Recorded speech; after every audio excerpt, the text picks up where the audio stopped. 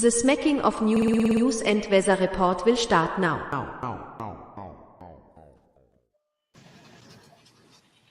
All right, everybody, welcome back to Smacking Off the Podcast, News and Weather Report. We're here with our producer, Doug Phillips. What's up, Big Daddy? Can you hear me? Yes, I can. Yes. Good. It's getting started out good. Ed, you're alive. What's going on?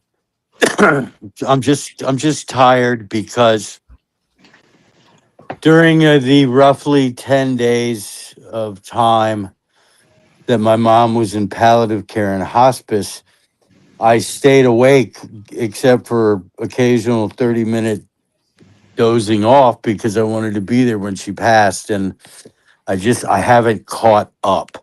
Yeah, you could be a long time catching up. That's I've had a situation like that. Yeah, it took me weeks to catch up. Yeah, well, it's been a week and a half, so. That's heavy. I'm sad to hear about your mother's passing, and certainly all of our fans as well are sending out their love to you and your family in this moment of grief. Absolutely. So her service is on Wednesday, exactly 1 year to the day after the service for my stepfather. She was in the room directly across the hall from in the same hospice as him. And, you know, it's worse for the family when it's a quick illness. It's obviously better for the deceased, but unofficially, she died of a broken heart. There's no doubt. Damn it, Jim. Well, it kind of happens. I see that people that, you know, they have a relationship, especially if it's a long time, and one of them passes, the other one doesn't last long beyond that. I've seen it go on. And I have to be honest, it hasn't really sunk in, even though I was there for a month in North Carolina. I don't think it's going to hit home until her birthday, Mother's Day, Christmas, Thanksgiving, when there's no gifts for me to buy her and no phone call to make if I'm not with her. So that's when it's going to hit. I'm going to be like, oh my God. Absolutely. So, yeah. I've lost both my parents since I came home here over the last, 7 or 8 years, and it was just sad and tough to deal with, and you just eventually have to move on. You have to think about the positive things that went on, and you did, and that you enjoyed, and try to keep them alive in that vein, you know? Yep. But I appreciate everyone's support. It's heartfelt. Thank you. Absolutely. Thank you. You're a good guy. You deserve it, Ed. Thank you. And Bruce, thank you for doing the show. No way to too. positive spin that shit. Death sucks. No, but you know what? Oh, We must have lost him. We lost him. Yeah, he's coming. He's coming back. Oh yeah, he'll be like Arnold Schwarzenegger in Commando. I'll be back. And Bruce, thank you for joining the show as well. Yeah, it's good to be here, guys. You know, it's been a whirlwind 4th of July, and good things and bad things all across. But you know, we're all doing well. We're healthy, and we're enjoying each other's company. Bruce, have they hit you up for a bill yet for those trans surgeries that your mayor? You live in Seattle, don't you? No, hell no. Oh, but thank God! It's sister city, Tacoma, which is about half hour away. Yeah, but Tacoma's mayor is not inviting trans people to come there and get surgeries. So, yeah, no. At least you can take pride in that. Yeah, we just got notified how much exactly we're paying in gas tax, and it's $1.43 per gallon. So, yeah, life's good here in Seattle. Ed. I kicked myself out. I know. But what I was saying was the best part of being on the show is meeting what I consider to be lifelong friends. That's really the best part. We are. Yeah. We're a good group. Yeah, I think it's great. It's awesome. It means a lot to me too. Let us share that time and cherish that time. And guys, it won't be long till we'll be moving into the greatest pastime that exists, in my opinion, college football. and we'll be talking about it yet. And it'll be a whole new season. Everybody's teams are going to have something new and exciting going on. Yours, Bruce's, Nikki's, even Doug's. We're going to mine. Even Doug's. You're fucking with me now, Bob. Yeah, because since I'm about to say y'all have a consistent pattern of being competitive for national championships. So if that doesn't happen, that will be something that's exciting, but not exciting, but new. Yeah. Right. So we want some more success for Kalen DeBoer at Alabama. And I don't know if it's all about him. And besides, man, I mean, Saban, I guess he really was the greatest. Well, see, Saban won under a different environment than what's going on now, and he left because of the new environment. For Bama to compete at that level, they're going to have to find a guy who can navigate the environment, the new environment, the way Saban navigated the old environment.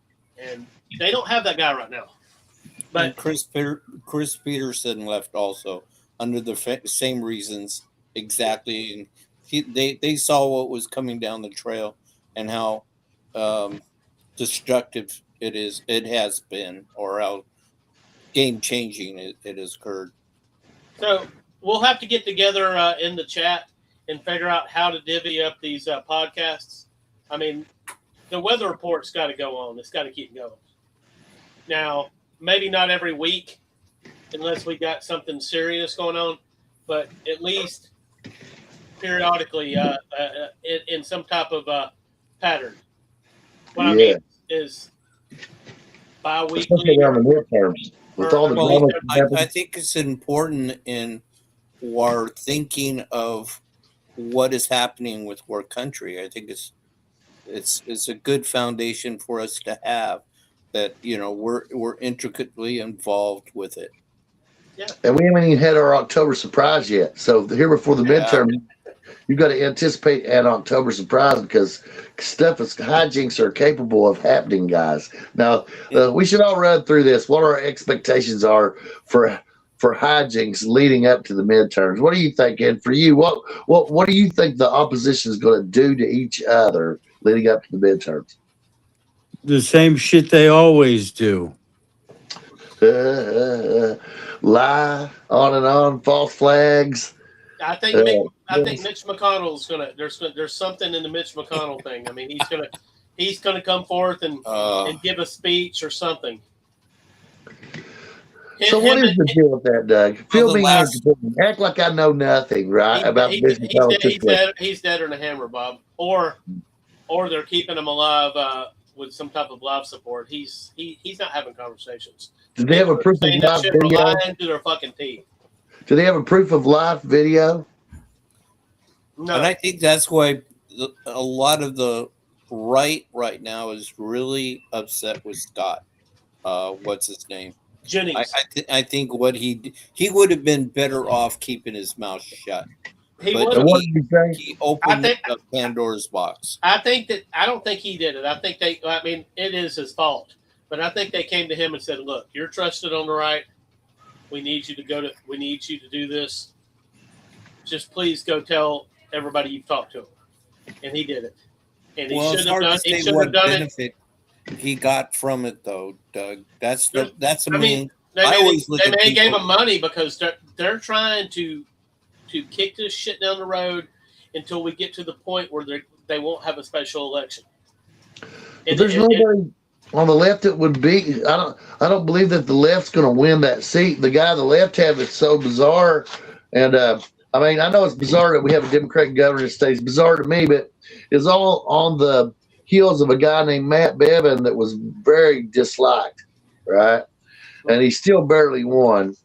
But the guy, Daniel Cameron, that they would put up on the Democratic side is so repulsive, there's no way that he can possibly here's what they're worried about. They're not worried about the left getting in. The people that are doing this, that they work with the left. Yes.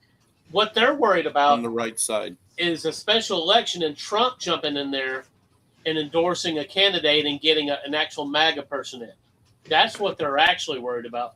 They want to take this down to the actual election instead of having. whoever they put in there would be a junior senator. See, the power that McConnell wields dies with him, right? As far as being a senior senator and being the whatever And committee. head of that committee. Right. So now they may appoint a new senator to those committees, but they may appoint entirely different ones. But he'd be the head of whatever. Whenever he was cognizant, he would be the head of whatever he was the part of. Right. So that whatever new senator replaces McConnell is not going to have the same roles that McConnell had. And I really feel duped by McConnell myself, guys. I was a big advocate for him in the '90s, but I thought he was protecting our gun rights and stuff. And then, Doug, everything you've said about him became true. And I just seen by the late '90s that he was not for the same things I was, that he was a globalist. And then, which it took a long time for that to expose itself. But I know due to our conversations, you've been seeing it for a long time. And so therefore, the Trump agenda and his agenda are not the same. And he stands to block it. And as far as whatever votes he's made over the last, let's say, 3 or 4 months, I should go to the vote tracker and see, because do we believe that he's casting legitimate votes?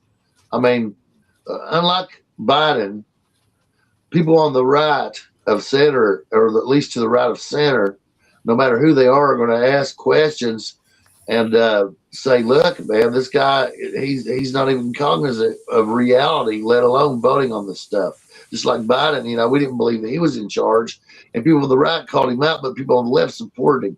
So people on the right can't support McConnell here. I don't think it's in the nature of the Republican Party to do crap like that. That's one thing I've been proud about my party, is that, if people see wrongdoing, they speak their mind whether they want to or whether people like it or not. And that's one thing I'm proud to be a Republican, is that maybe the old saying, we eat our own. Well, hey, so be it, but it's the truth that comes out and what's important. So I think the Democratic Party fully and the Republican rhinos are all controlled by foreign interests and global interests. And Trump's not perfect. I mean, people tell me all the time, you think he's God or something. No, I don't.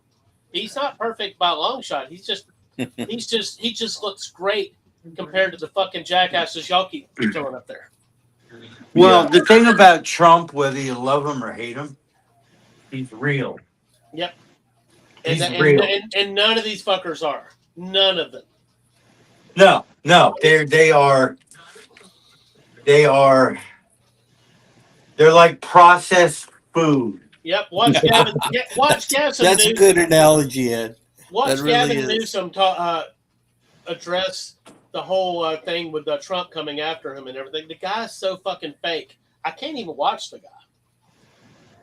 Yeah, he's awful. They got him in some shit, though. They got him on tape. They had an informant.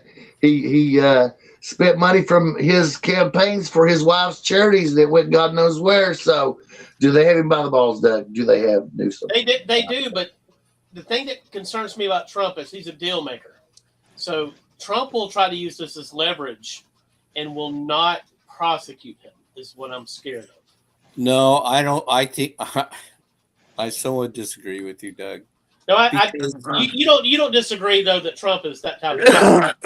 No, the thing that I'm in my thinking is that he is set in motion using governmental laws and governmental things that Trump has no control over, but the DOJ has. Okay, and that's instrumental in getting a conviction on him, because they can show that he's had have blocked what do you call that? He's mentally incapacitated. No, not mentally incapacitated. That he's done bad things against the law. That he's obstructed justice. I know they've got him, but yeah. What I'm scared of is Trump will strike a deal with him and call the dogs off. Oh, For the And sake of what, Doug? That's the purpose I see. I do believe that Trump has done this already. I think he's done it with the Supreme Court. I see no purpose of doing that. You destroy your enemies, especially your political enemies that can come back and haunt you. I don't think Trump has that killer instinct like that, but maybe he does. But I haven't seen it yet. I think for the party's sake, it has to. If you want to destroy the Democratic Party, if that's the inclination to do, then yes, you want to, it's scorched earth. Yep. So maybe he hasn't. I don't see him coming. Maybe he wants to run against Newsom. He might want to run against Newsom, guys. There's an angle, right? Well, of course he's not running again, but I mean, if you're J.D. Vance or Rubio, surely you'd trounce Newsom. Newsom's one of the funniest people. He's a slick talker. He looks good on TV. It looks like a jackass, but yeah, I guess I know what you're saying. He does. Yeah. He looks well rehearsed. LA weatherman. He's LA weatherman level, right? Yeah. Now, what do you think about Spencer? What's his name? The one who Pratt. The election stolen. Now, do you think Trump is going to put him in one of positions of his platform and I hope so. His cabinet? Maybe. I don't know what you'd do with him, but if it was useful. Well, one thing, he's a straight shooter. He hasn't denied or said, kind of like Trump has reneged on anything he's said. He's been very vocal and straight to the point of, who to blame and where to lay the feet at the feet of the. None of the people that spied on the 2016. None of the people that spied on the 2016 election campaign are in jail. So there is one. That's one thing that So goes up to Obama. So where's this communist swell in the larger cities? Where's this headed, guys? Because I think it's strictly a New York State problem. So you think it's going to be an isolated deal that ends up falling straight on its face and ending it? Overall, if you look at the polls taken in the country, that it's still very much a capitalist society. Yeah, here's the deal. All right. There will probably always be pockets in this country of extreme far leftism, okay? But this is the United States of America. And the majority of the population is simply never going to go for this. Yeah. Joe Biden didn't beat Donald Trump. And I'm not talking about whether it was stolen or not. It was stolen to some degree. I have no doubt about that. But Trump lost because of the number of people that hated him with every fiber of their being.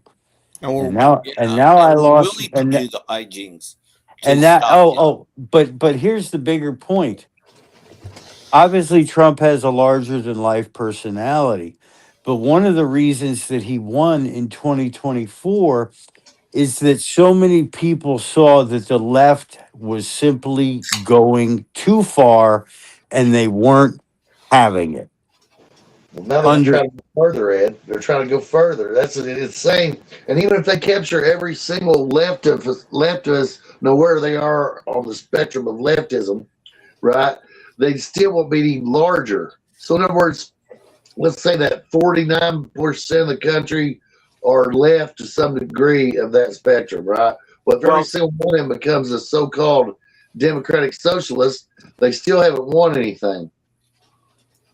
You know what? It's ironic about this whole thing, gang, is that when our founding fathers were establishing the Declaration of Independence, it was established at Federal Hall in New York City. That's where they argued. That's where they fought. That's where they concocted everything, created everything that the United States was going into and declaring their independence from. And to have that state be the birthplace of the Declaration to what it is now is such a just extreme. You would never imagine it in your mind. That the city of Philadelphia, the city of brotherly love. The Democratic Party in this country is not going to change until they find a charismatic centrist leader to take back control. Agreed. Now I think it may be close to a tipping point that could happen. You know, Bruce, you want to hear sorry, Ed, you want to hear the funny thing? What? That man could have been Trump, because Trump was originally a Democrat. Yep. And they shunned him because he had too many common sense ideas. But that's true. That's very true. And you look at someone like AOC. Now, I personally can't stand her, but I guess you could say she's charismatic, but she's nowhere near a centrist, and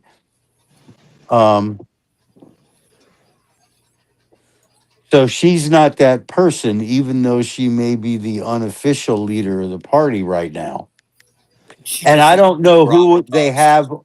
I don't know who they have on the bench right now that can take that role. Shapiro, maybe.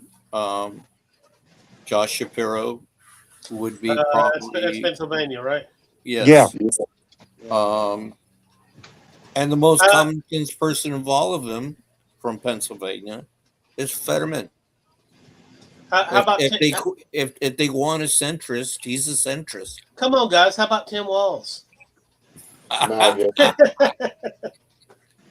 He is a legitimately pathetic human being. He really is.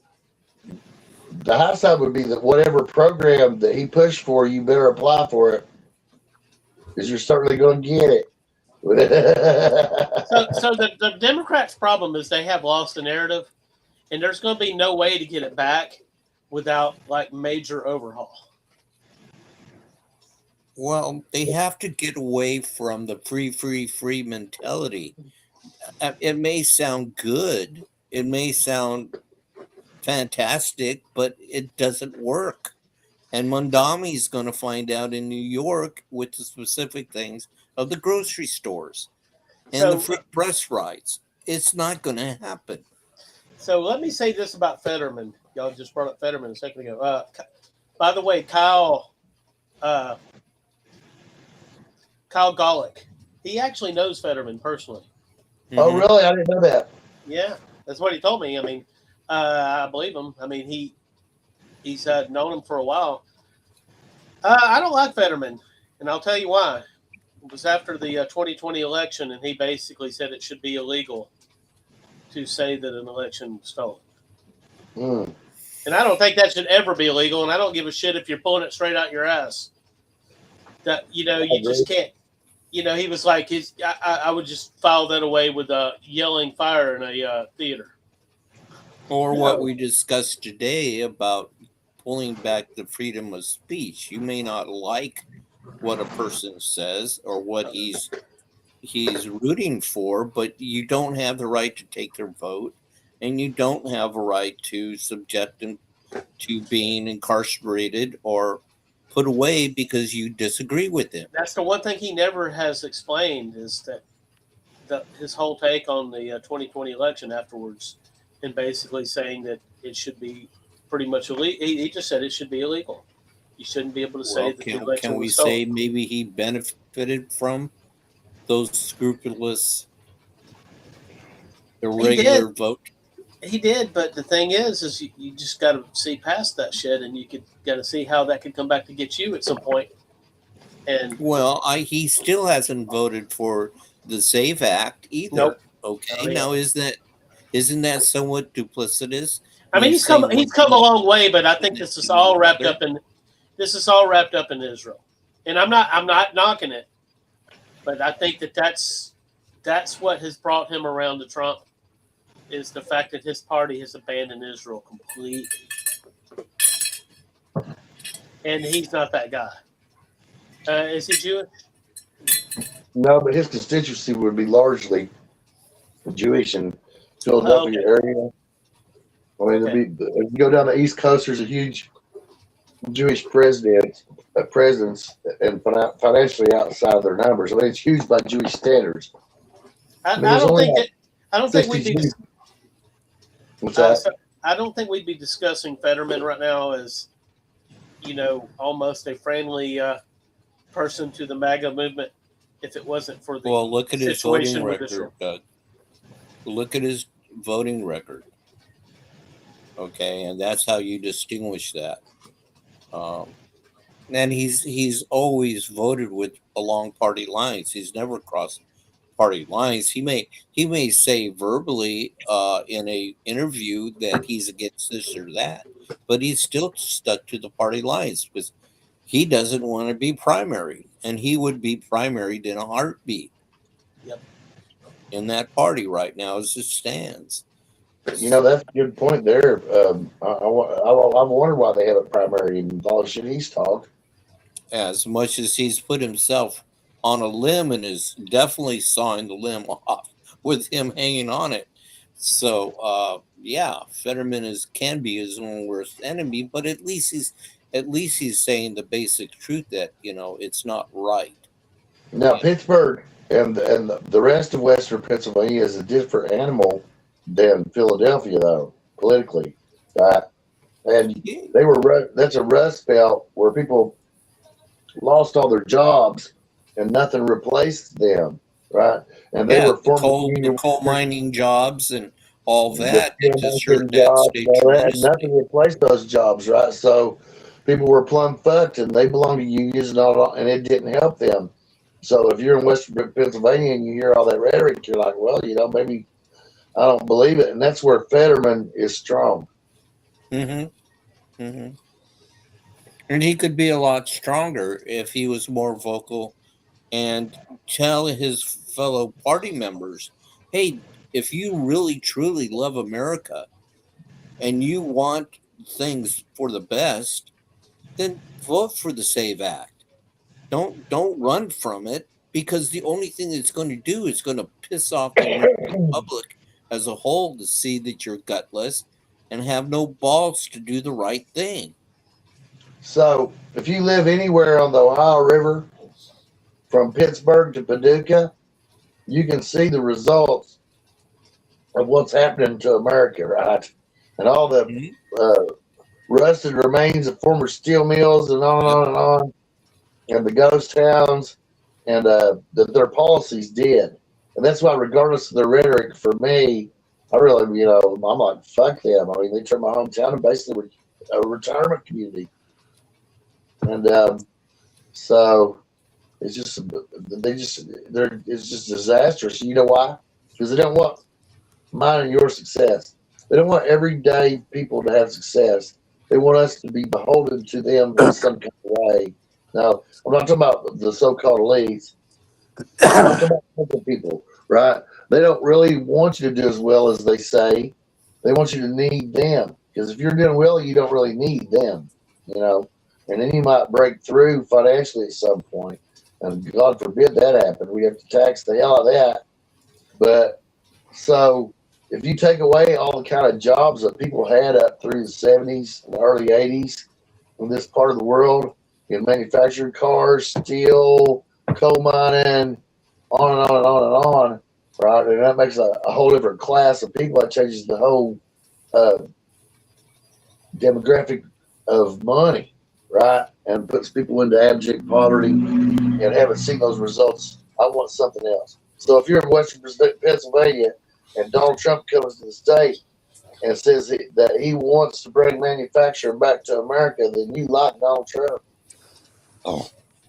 Well, I think that's why the unions have really changed and more vocally in opposition to the Democratic Party than they ever have, because they see that Trump is more willing to put the money where the mouth is and bring jobs back, and it's only going to support the unions even more. So they're more vocal. That's another whole new group that is shifting right and not staying in the house of the Democratic Party. They didn't go as far as endorsing Trump on the last election, the AFL-CIO. Yeah, a but couple of them they did. didn't Yeah. endorse Kamala either, right?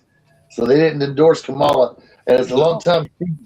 So And she was pissed about it. She was not a happy camper when the AFL and the stewards out of Las Vegas, the housing industry and stuff like that, who clean all the clean all the units, voted against her. So that would be an interesting shift, but the unions has now been whittled down, so they're not as much as powerful as they used to be. But there's unions created by the NGOs like Acorn, for example, that are still existing, which was the Obama birth system. That's what got him going. Was Acorn. Oh yeah, and then the so-called stimulus bill under Obama actually paid the unions, including Acorn. It was another, it was a thing that Doge could have prevented. So they could have prevented. So Doge has been very effective leading into the midterms, I believe, in making the sources of funding for all these battles that are going to happen more transparent and harder to hide. Now, political parties definitely don't have the money and the wherewithal that ways to support candidates. They're on a shoelace budget right now. They have no money to support anyone anywhere in a really major battle. We'll see what happens, because they may target certain areas that are they're very critical to them. And I'd like to see something happen in California, but the way the election systems are, even if you had a red wave, I don't know that it could win an election, because the way that they basically, the Supreme Court ruled that they could run the elections however they want, which is, and the laws are basically set up to prevent any election there from being audited in any meaningful way. So yeah, that's what follow the money trail, and it's hard to say how much money the Chinese are going to push on the table to give to people to supplant, so that they can circumvent and say, the politicians can say, our hands are clean, and that's the stumbling point. hell yeah. So that's important stuff. But that's Doge, by stepping on USA and other related organizations, the flow of money to all these organizations that funded this kind of thing, and it's going to make a significant impact leading into the midterms. And the polling data I'm seeing, even on coming from the left wing or even the so-called mainstream sources, seems to say it's got a whole lot tighter than they expect. And if it's very critical, obviously, but if they win the midterms and keep control of everything that they're in control of, and even consolidate power, that'll be very interesting, Doug. What do you think the chances of that are? Sorry, Bob. I just come back a second ago and I didn't catch all of it. Oh, I think, what do you think the impact of winning the midterms clearly and having clear majorities would do for Trump? It depends on what kind of majorities we're talking about, because he has a majority right now, but he really don't. Well, I don't expect a Republican sweep of the midterms. I just don't. Well, so, I don't know if it matters, because if it's not MAGA people, they will strategically have enough people to stop Trump, and that's what they're doing right now. Well, it depends upon who they put up in those primaries.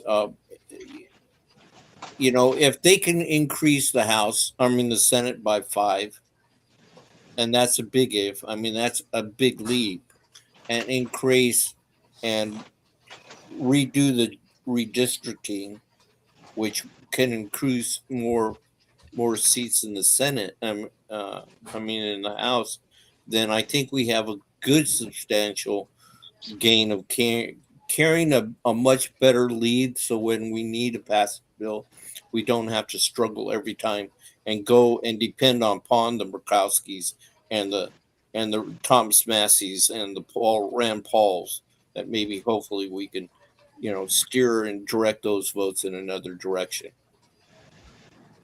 Well, they say Rand Paul is willing to support the SAVE Act now. I think there's some others that come up and said they're aboard. So what created that change? Why is he willing now but not before?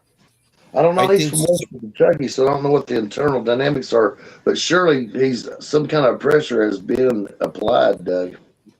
I think the birthright citizenship decision from the Supreme Court had huge impact. It sent ripples in the House and Senate, because now you're seeing more action in the House of establishing new bills upon the immigration and just what they really want to do. Which so I think can they do this? We don't need an act of. We don't have to amend the Constitution to do this, right? No, we don't. That's everything lays in the legislation. It comes from the House, and it should come from the House. But it's almost impossible to amend the Constitution at this point. Yes, it's paramount. There's no reason to change the Constitution. 66% really want to do it. What was that, Bob? 66%, isn't that what's required to amend the Constitution? Of the state? No, it's higher than that. It's 3/4 of the states have to ratify it. So no, it's a huge hurdle to do it. You just don't willy-nilly, you have to have a large contingency to do it. If they told me that they would deliver government cheese in my house 4 times a month, right, and that they would want to ratify an amendment to make sure that happened, I bet you'd pass right here. Do y'all remember the 80s, the blocks of cheese? Like my grandma did blocks of cheese down at Toby, and oh my God. That was some good damn cheese, wasn't it, Bob? Some of the best I ever had. So what did the government have in that cheese, Bob? They probably had crack in that cheese, Bob. They must have, because I was addicted to it. I certainly liked it. You was making a quesadilla just like Kip on Napoleon Dynamite, weren't you? Hell yeah. Did any of you watch the thing that I sent from that, speaking of the Jewish lobby and everything of war? Historically, there again, Glenn Beck did a thing upon just how important the Jewish sentiments were during that time of the Declaration of Independence. It was very good, interesting. That was a time when there was no Israel at the time, obviously. There was an Israel, but there was very much intact of them looking at the Jewish and the Christian religion and other religions. Were there Jews that were still there at that point during the? The Jews have always been in that land. They've never, But they lost the ability to govern it, right? Right. They had gone into Egypt, and then after they came into Egypt, there was a lot of things that happened. And the destruction of Jerusalem. Conquered and so on and so forth. What is Palestine? I mean, let's be because I hear a lot of people say that Palestine is really absolutely nothing. Is it by proxy a bunch of countries trying to form a homeland there for some collection of people that don't really belong there? What it actually is was called a mandate, and at the end of World War I, the British invented Palestine, right? Correct. And governed it. And then after World War II, they what happened after that was, so here's what happened that led to everything that's going on right now. So in 1922, a new Muslim mullah took over that was oppositional to the British and to the Jewish residents. And he made what was called fatwas. So here's why we have Palestinians and why there are no such thing as Palestinians. So first off, Palestine is a word made up by the British and arbitrary lines on a map that they made, right? Part two, right? So after that happened, the whole grand poobah of the Muslim world decided to do a fatwa, which is an order for Muslims from all over the world to go there, right? Right, and that's what caused everything that's going on now. And so none of the people from Palestine are really from Palestine. It's like it would be like saying, yeah, that's what I was saying. Are they Syrians and Lebanese and stuff like that? on and on and on and on. The only traceable things that I know of is a coin that was stamped as, I can't remember the name, whether it was declared Palestinian or whatever, but there was a special coin minted that had Palestine stamped on it, which they feel was their legitimacy to that land. No, so the Romans called the area that was governed by Pontius Pilate, which also included Israel, Palestine, at the time of the crucifixion of Christ. So there was a Palestine back that far ago? Yeah, so the part of that area, which Israel was also part of, which also includes Syria, Jordan, and a couple others, the Sinai Desert. So all that the Romans controlled was called Palestine, according to the Bible, around the time that Jesus crucified. So the lie is that there are Palestinians. That's the lie. Right. Exactly. So after World War I, the British decided to use that word and name the arbitrary lines on a map that they drew. That's why they wanted to have the two-party thing with the Palestinians, Hamas, not Hamas at that time, but Palestinians and Israel, to say, hey, look, you each have your own land now. Quit fighting. But it didn't work. It just created more of a problem. And the Palestinians, or whoever they were, said, no, then we want everything, because Israel is not legitimate, other than having the Temple Mount was the only thing. The Roman census that records the birth of Jesus Christ, as reported by Flavius Octavius, right? Not Flavius Octavius, but him, and also by Josephus, right? Anyway, that census, the Bible describes it as all people from Palestine had to go back to the home of their family seat, right? So Bethlehem was the seat of Judea, which goes back to David, for example. You got different tribes of Israel, different parts of Syria. If you were a Maccabean, you went to Maccabee. If you were a Philistine, you went to the Philistinians. If you went, when that census happened, right? And I'm trying to remember the Sumerians, you went to Samaria. So what was the Philistines? What was the and Philistines? Then the Muslims was Mecca. Syria. Medina and then Mecca, because there was a big argument for a long time which was going to be the capital for the Islamic religion, and it was Medina at one time, and now it's Mecca. So anyway, that's the mention of Palestine in the Bible, is that there was a census in which Jesus and his family had to travel to Bethlehem because it was the seat, their family seat of the kingdom of Judea, which they were ancestrally part of, going back to King David, 42 generations. And so the purpose of the census was for taxes. So are you telling me, Bob, that Yasser Arafat was not a Palestinian? Exactly. What was he? He was an Arab. He was an asshole, wasn't he? Well, he was a guy that caused a whole lot of trouble, and so if they had more resolve, they probably should have offed him around 1972, right after the Munich Olympics. And if they had a Ronald Reagan level of resolve, that's probably what would have happened to him. He went down in a plane crash, didn't he? So they say. I mean, yeah, we know that Israel probably. How much did the CIA have its hands in it? Ron Brown. Probably not that much, Bruce, because Israel can handle that shit themselves. And do. Very well. Very, very truly said. Yeah. They do a damn good job of they like giving people cell phones with explosive in it. So yeah, I bet they're the most efficient government in the world. Well, they have a right to be. How big is Israel? Is it as big as Rhode Island?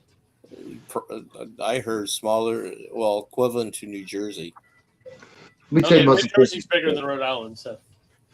let me tell you the most efficient thing that I ever saw. So there's a checkpoint, and there's tens of thousands of cars lined up to it going into Baghdad, and the guys are sitting on top of deuce and a halves watching it, and each one's got a 50 cal, and there's 4 or 5 guys running around with dogs and mirrors on their cars, and on and on and on and on and on.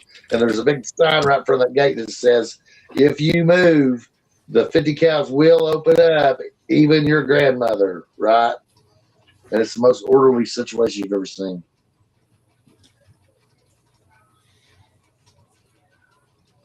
So that's what you have to do with them guys, because they're willing to die. They'd send their grandmother, their child, whoever they got, right? And they'd strap a bomb to them and run them right into that checkpoint and have their fun with me, But I'm real nervous kind of person, what I'm trying to say?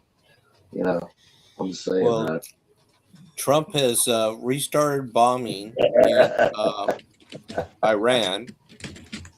As we were discussing earlier this afternoon on the back thread today, was all the areas that we spoke of the bridges and the electrical plants and Karg Island have now all been hit. Goodness. So we need to take Karg Island. We just seriously, and we don't ever need to relinquish it either. What about the thing that worries me is even if there's nothing further that goes on damage wise, and these assholes keep fucking up. Obviously, Doug, to your point in the chats, they're never going to give up because they just want to keep it drug out as far as they can. And what if they're trying to put together a nuclear weapon and they're scraping together whatever the fuck they have, and they're working on whatever bare bones level that they're able to, and they're trying to get one together, and they're trying to stretch this thing out until they can blow it up. But they'll have to blow it up on themselves, because if they launch anything, we'll probably shoot it down. I don't think they can pull it off. I think that the only thing that's saving them right now is the midterms. Well, I think that win or lose, Trump, win or lose the midterms, you're going to see a different Trump in regard to Israel after the midterms. If the oil comes down, because he's getting tired of them as just as well as the Arabs. He's getting tired of both. If the oil comes down before the midterms, I think it'd make a huge impact. Especially now that they're finding other routes to get their oil out. Pipelines has been established and are being established. He's Trump is putting so much work into just adjusting the world oil market to life without the Strait of Hormuz or the Iranian oil. The question I have is he patient enough? Because that's 3 months away. Let me see, what's this, June, July, August? Yeah, I think he is patient enough because I think that he thinks that he can win. 4 months away. Is he patient to wait through the bullshit with them? Well, I mean, so gas jumped up a little bit after they heard that Hormuz was unstable again, but today it actually dropped again. Yeah, it went down to $71 a barrel. Yeah, exactly. There's really Trump will keep stringing this along. Iran's not going to be able to do anything to stop the world oil market. They've already been relegated to right now. Iranian oil would, if it was going at full blast, it would just be gravy because the world has adjusted. We could blow Iran off the map and they could never produce another barrel of oil, and the earth would adapt. And it's already just about adapted. So that's the thing. To get it, completely adapted, it's going to take a few years, but already probably 50s. I mean, oil's not dropping somehow because they got the Strait of Hormuz kind of open in the last few weeks. Well, what's dropped to oil is the amount of oil being produced elsewhere. Yes. But the secondary issue is how long is China going to go without that oil? I don't know if China can. I don't know if they have any options, Bruce. I mean, what are they Because going to do? they need that oil desperately. Exactly. They would need that oil to actually mount any kind of military campaign.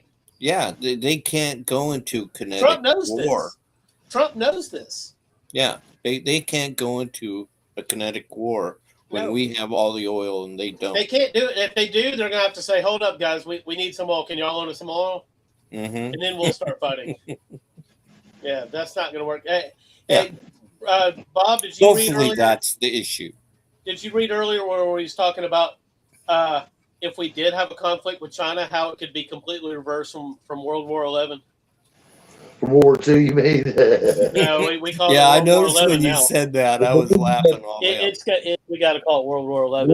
If we don't do that, then Omar will never be remembered. That's true. Yeah. That's what she's known for now. But you didn't catch on when I was talking about the Janians. Who? The what?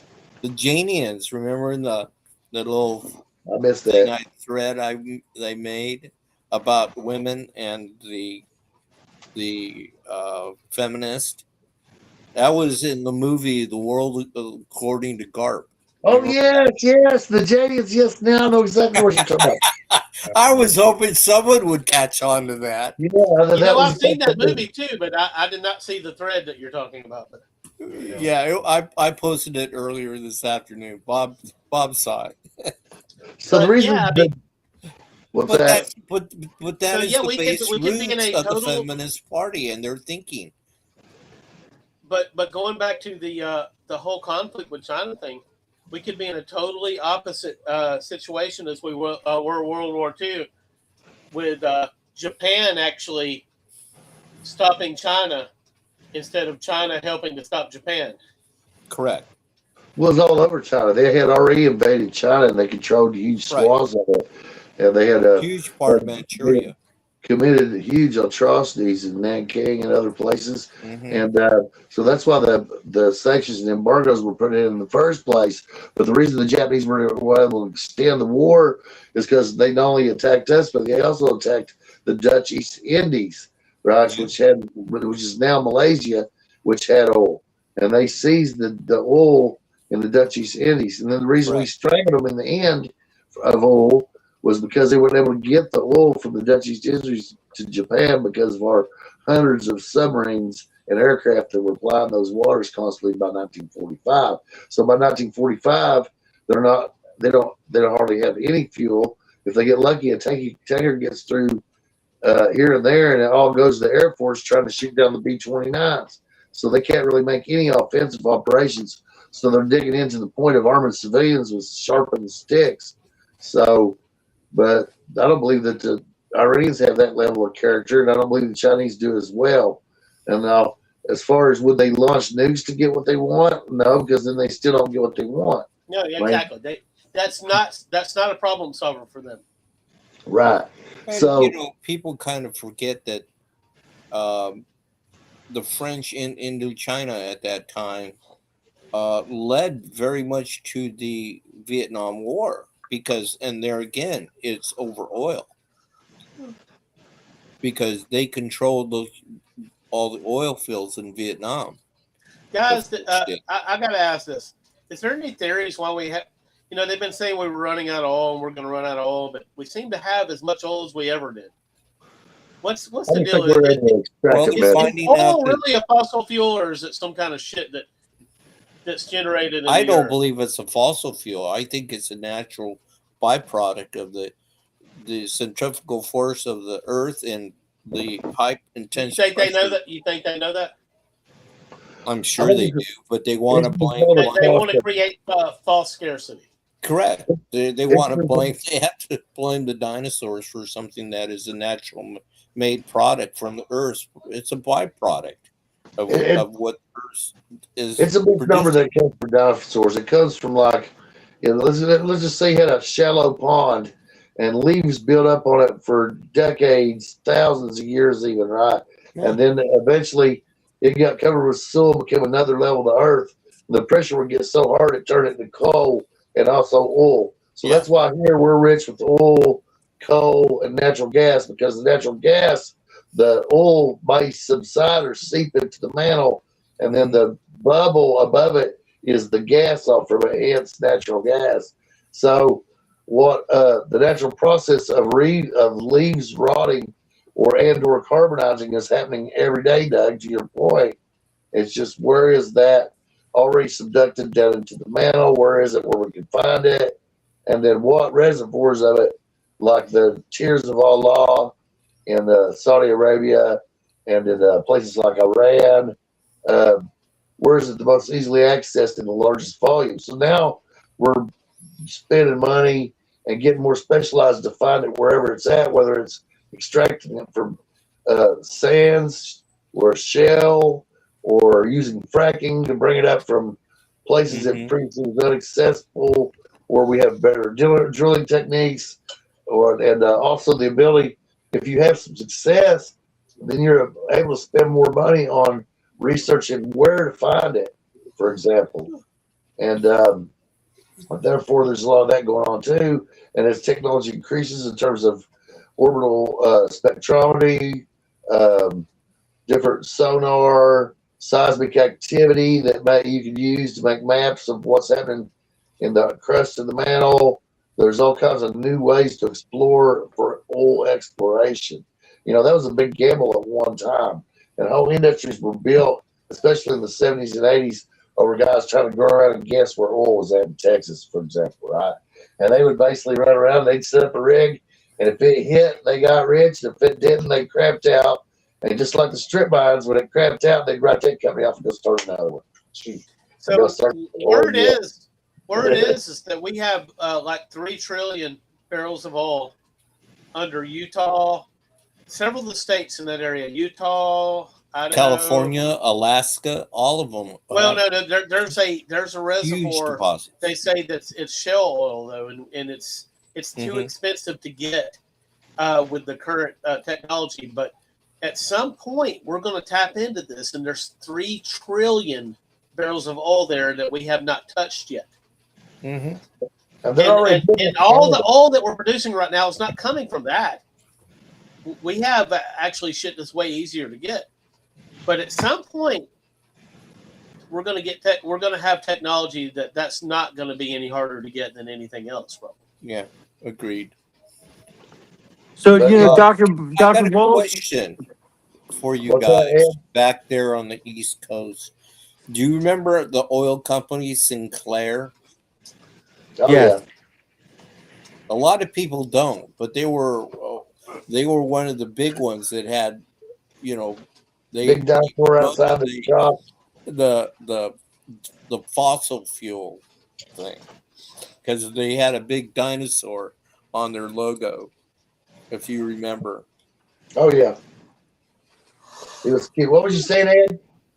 I was just going to say, Dr. Balls, I'm kind of liking this clean-shaven look you got going on. You've been hiding your good looks. Oh, I appreciate you, Ed. And I did it because if I went out like this, then women would notice me, and then I'd have to run them off because I'm currently with my wife, right? And then just the aggravation. So I usually run around looking like Grizzly Adams, so they're not. The aggravation of hot women throwing themselves at you, Bob. Yeah, I know it's awful. It's hard. It's hard. I go through it every day. Oh, I know you do. I've been pretty. Happy birthday, Bob. Also. Oh, thank you so much. I appreciate you. Happy birthday. I hope you had a good day. What year were you born, Bob? Let me guess. 66. 67. 67. You were born the same year as my brother. Still a young. So you were perpetually 4 years older than me, Bob. Yeah, it's good that you always be young and you can rib me about being old. 4 years ain't shit. But hey, when you were 8, I was 4. You were twice as old as me. We were I could be all your fathers. We was different. Bruce, I can't remember. Are you 70? Let me guess. 71? No, 76. Oh, I was born in 1949, October of 1949. Hell yeah, you're 4 years younger than my mother. Yep. So that's cool, and that gives you a unique perspective of most people, they only know what's happening to them right now and don't know what the cause and effects of other things that's went on in their life. Like we were discussing the Rust Belt earlier is because that Carter took the tariffs off for us. Still, well, I lived through that back in the late 70s, and I've seen the effect of it, so I can discuss that. That's when all the country went to shit, when all our industries were going overseas to China. Absolutely. Because there again, the leftist policy who saw that, and I say the right were weaklings because they didn't want to go against EPA. I mean, that was the really strong movement on the left of the environmental system on the West Coast, stretching from California to Washington, that really caused the EPA to get even stronger. And with the Democratic policies that were being established, it really... Well, they had this narrative, though, that the world's going to fucking end if we didn't do something quick. Yeah. And so that's where they gathered their power from. Well, exactly. I will say this, guys, in the defense of whatever caused it, the EPA, public outcry, whatever it was, two things that's happened in my life, right, that are undeniable by anybody. One of them is the government came out with a commercial and they had an Indian on it, and he was going around crying about people littering, right? Oh, you remember with the people threw shit out their windows on the road that didn't mean nothing to them, right? I saw a guy in Nicholasville, Kentucky, get out of his car at the stoplight, yank a motherfucker who had just littered out Union Mill, and yank him out of the car and start in on him, right? I mean, because there's no trash laying around here, there's no trash laying around there, and I love it. Part two, right? The Ohio and Kentucky rivers were cesspools in my youth. I came back from the Gulf War. They were both beautiful and amazing. So whatever happened, if the EPA had anything to do with that, then I'm happy as hell, because the Ohio River was a toxic wasteland, and there wasn't much fish in the river. In the Kentucky River when I left, even though it was still pretty. But when I come back from all that shit, Kentucky River was plumb full of big smallmouth and flatheads. It was magical. Napa River was the same way. As a kid growing up, no one would fish in the Napa River because we had a lot of tannery companies along the river, and they would just majorly pollute for years and years and years, until finally all those factories shifted and went back east, or they dissolved and went away. So in some ways it's good, and in other ways it's been bad. Yep. I mean, so to me, the whole movement of the climate change thing is all bullshit, right?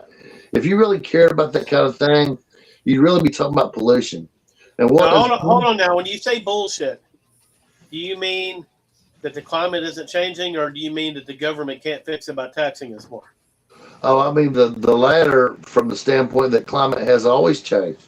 Climate change Absolutely, it's a perpetual state of change, right? The rate of change that's been jammed down our throats and making it an urgent situation is simply a matter of the researchers knowing that if they say there's nothing there, the money dries up. Exactly. That's all the average it is. Temperature has increased 1.5 degrees. I don't know whether that's centigrade or what, but I don't know if you guys realize this, but we're coming out of an ice age.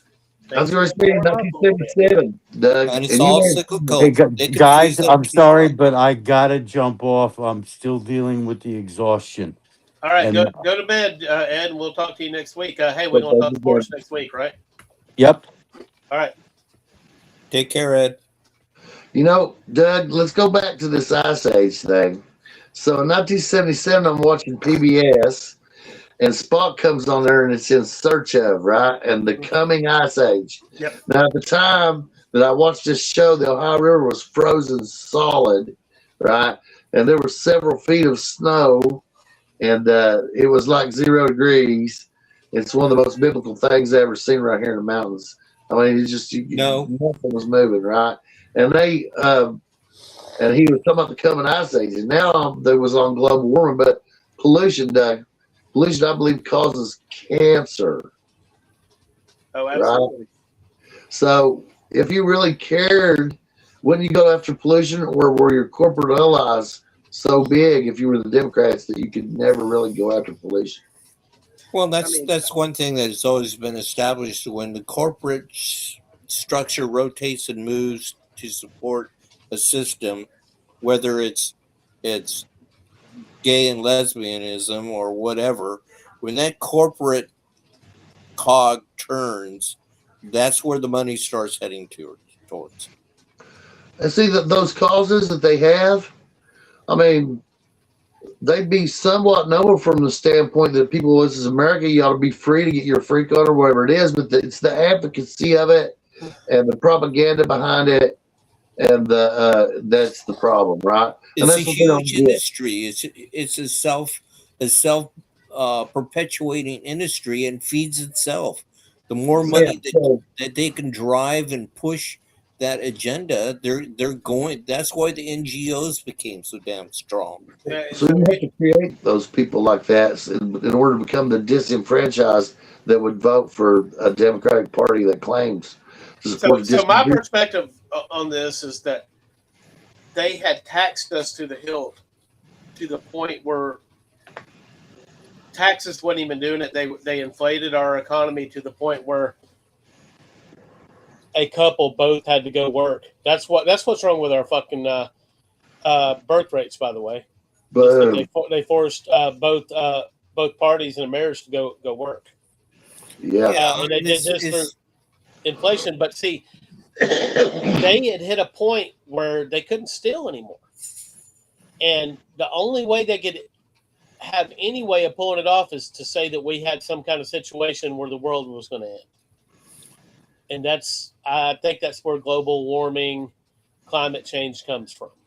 Yeah, and now you're going into a phase of, since states are so poorly run, i.e. Washington, i.e. California, and to some degree Oregon, okay, that are heavily in debt, and they're now they're making tax laws like we are in Washington to steal the money from the millionaires and billionaires, okay?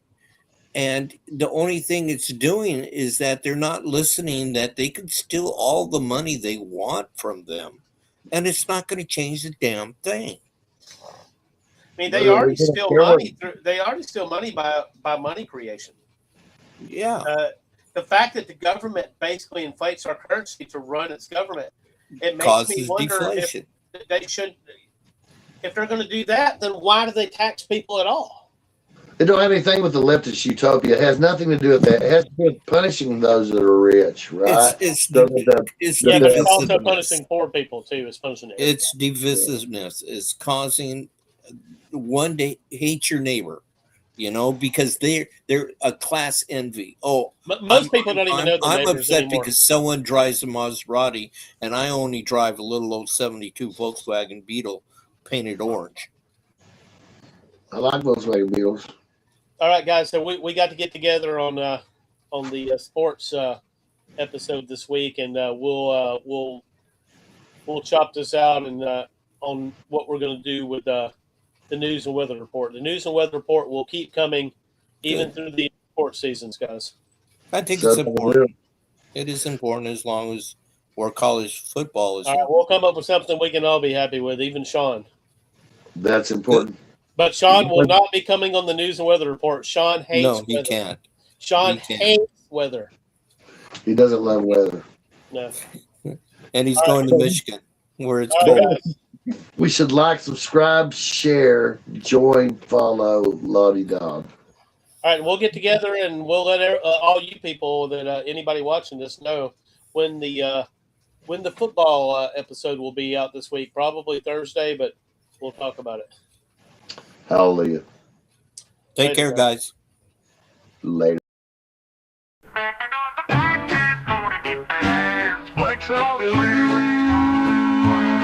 I'm the king of this shit, yeah, I'm built to last. Bitches trying to front, but they don't got the craft. Rolling with my crew, we move quick like a flash. Living that street life, making money, making cash. I hate your team, they just wanna crash. But I'm balling on a level, yo, I'm sipping on that sass. Smacking off the podcast, don't step to me. Talking all the noise, but you're just a parody. Fuck your mama, know you hate my clarity. We live in thug life. that's the reality. I'm the voice of the streets, I'm the absolute truth. Got these fuckers shook, they just playing the sleuth. You claiming that you tough, but where's your proof? I'm flexing all these wannabes, I'm the living proof. Hard street living, always rolling deep. In the shadows making moves, never lose my sleep. My rhymes hit hard like a punch from the street. So fuck with me, you know you can't compete. Stacking off the podcast, don't you step to me. Talking all that noise, but you're just a parody. Fuck your mama, you know I did. We live in thug life, that ain't no shit.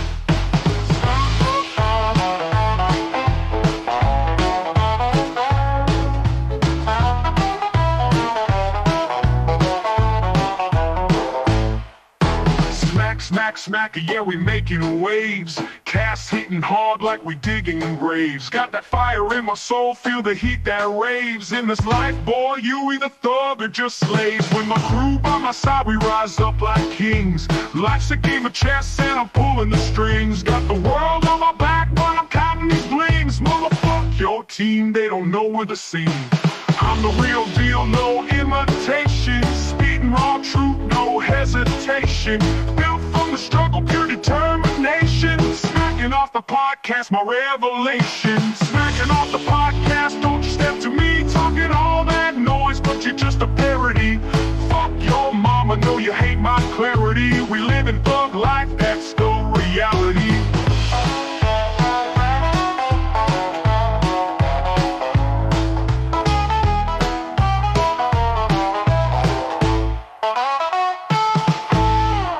I'm the voice of the streets, I'm the absolute truth. Got these fuckers shook, they just